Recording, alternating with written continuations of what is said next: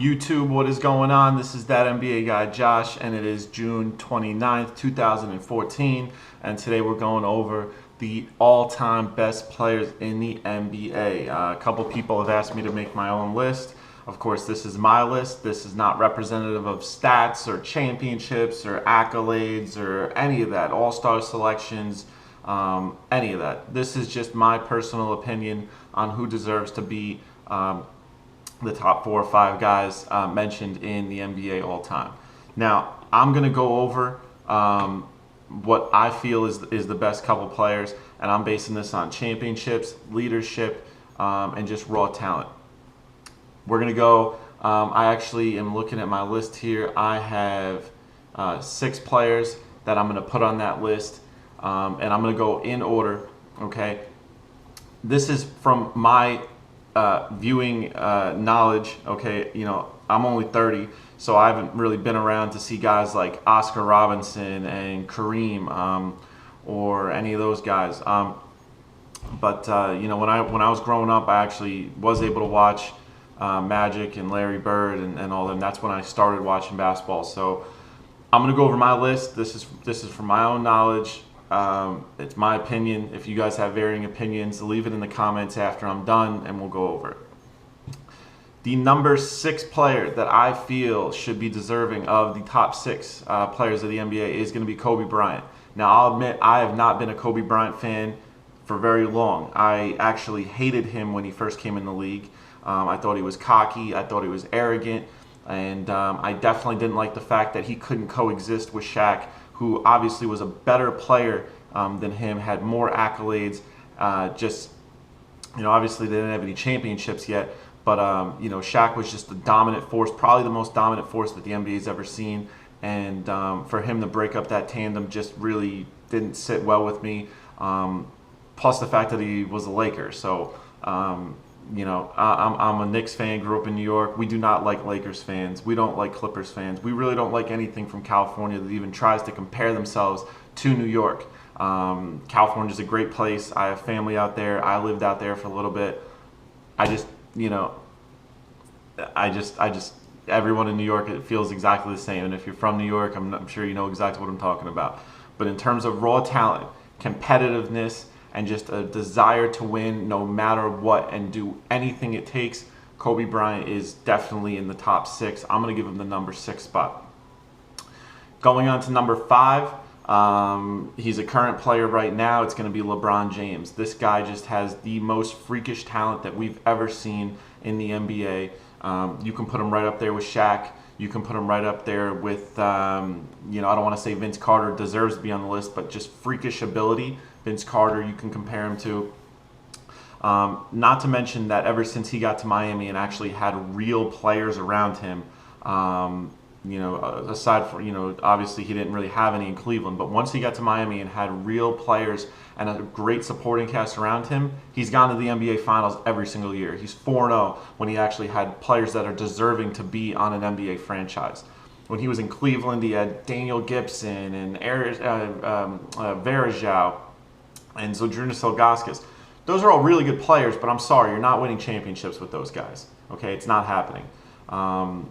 You know, when the best player that's playing on your team as your number 2 is Zydrunas Ilgauskas, you're going to have a lot of problems. No disrespect to him, he's a great player.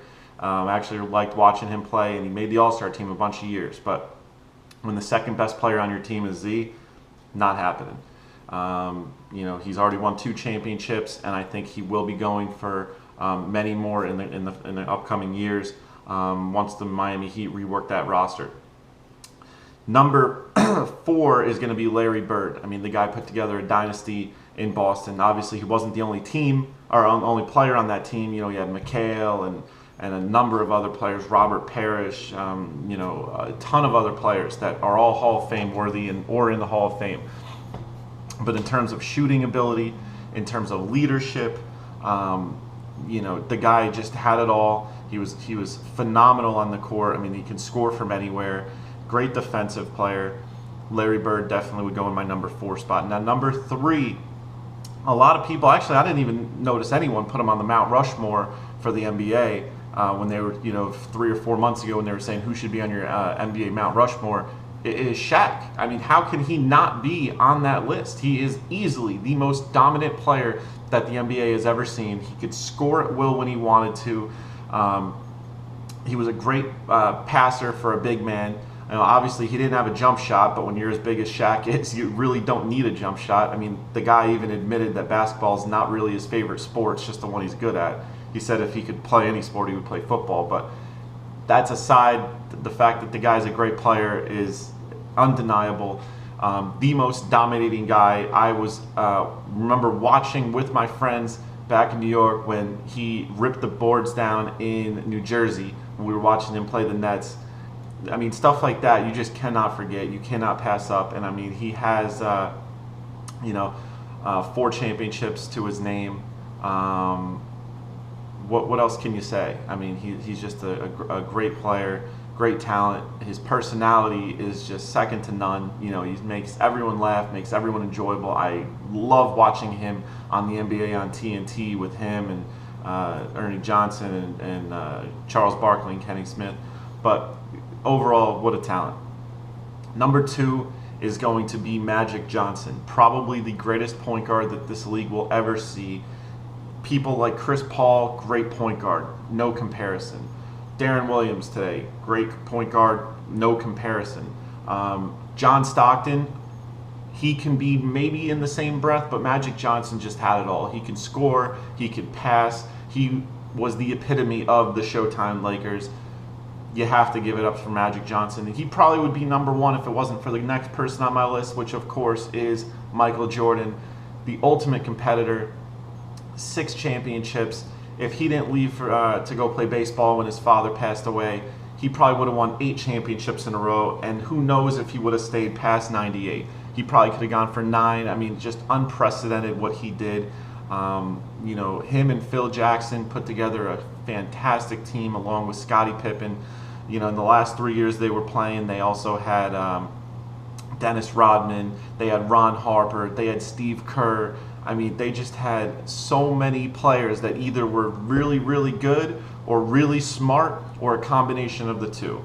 Okay, Dennis Rodman, say what you want about him. That guy is a phenomenal player when it comes to intelligence, when it comes to court savvy.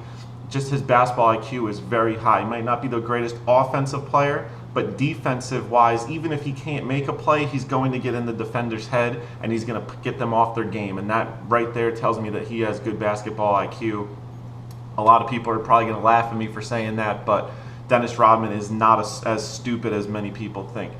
Michael Jordan was by far the ultimate competitor, just a talent that we've never seen. The guy had a competitive fire that you just cannot teach. The closest person I've ever seen to having a competitive fire to Michael Jordan is Kobe Bryant, and that's why Kobe made my list, because of the fact that that's an intangible. You can't teach that. Do I think Kobe is a better player than LeBron? No, absolutely not. But I do think that Kobe has way more of an inner fire, and if he can even take if LeBron can take even half of the competitive fire that Michael Jordan had, I think there's no talk about it. Michael Jordan would be second and LeBron would be first. But he had that fire. He just would not lose no matter what. He would do whatever it takes. And, that's why, all of us, including myself, spend thousands of dollars a year on buying Michael Jordan sneakers, just because they just represent winning, teamwork, champion, everything, man. I mean, that's why Nike, gave him that monster contract, and he still probably makes, $70 to $100 million a year just by lending the guy's name. So what do you guys think? What do you think about the list? Is there anyone I excluded? Is there anyone that shouldn't be on there? Let me know. This is my list, my opinion. This is from what I've seen. Drop it in the comments. This has been That NBA Guy Josh, and we will talk to you soon. Everyone have a great rest of your Sunday, and be good. Take care, guys.